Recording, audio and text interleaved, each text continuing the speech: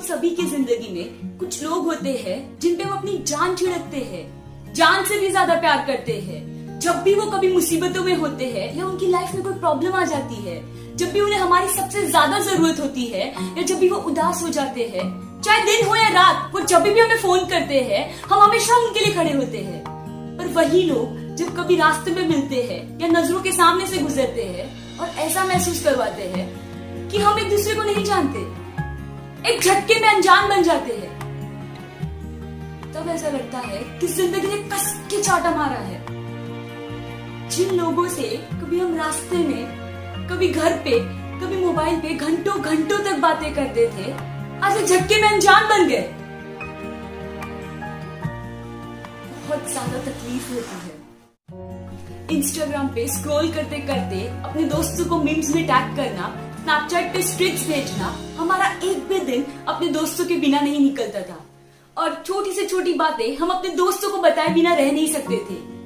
पर जब वही दोस्तों को कुछ नए दोस्त मिल जाते हैं, तब उन्हें हमारी जरूरत नहीं होती है। ऐसा ही सब कुछ मेरे साथ भी हुआ था। जिन लोगों पे मैं अपनी जान छिड़कती थी, दिन हो या रात, मैं हमेशा उनके लिए खड़ी थी। जिन दोस्तों से बातें किए बिना कभी दिन नहीं निकलता था, वो ऐसा कैसे कर सकते हैं मेरे साथ?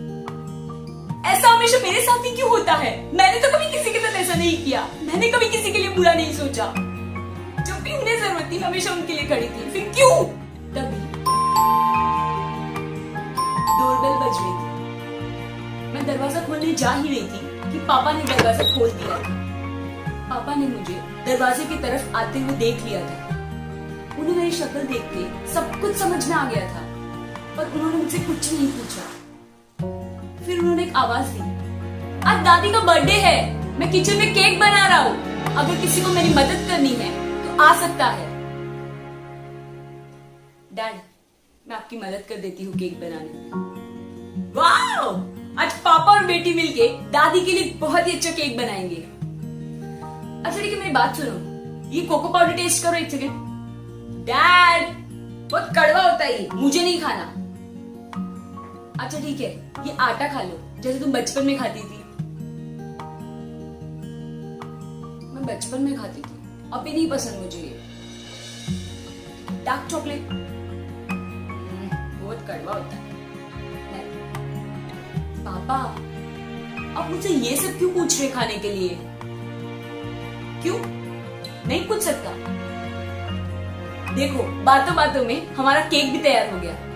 कितना अच्छा बना है ना? पापा पापा रुको, एक पिक्चर क्लिक करते हैं केक का। ठीक है, चलो अभी केक तो तैयार हो गया है, केक को रखते हैं। अब मेरी बात सुनो, जब मैंने तुम्हें एक एक इंग्रेडिएंट्स खाने के लिए बोला था, तब तुमने मुझे क्या क्या जवाब दिया था? एक बार मुझे वापस बताओ। कुछ कड़वे होते हैं, कुछ खट्टे होते हैं, कुछ मीठे होते हैं, कुछ मुझे नहीं खाना है, कुछ तुम्हें पसंद नहीं है जो तुम्हें पहले पसंद थे। एग्जैक्टली। जब ये सारे इंग्रेडिएंट्स एक एक करके केक में डालोगी, तो सारे साथ में मिलके एक डिलीशियस केक बना लेते हैं। God works the same way.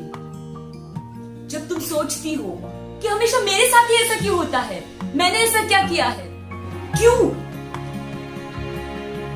But God knows, when you put these things all in His order, they will always work forward. We just have to trust Him. Eventually, they will all make something wonderful. Beta, I would like to advise you to believe in God and believe in yourself.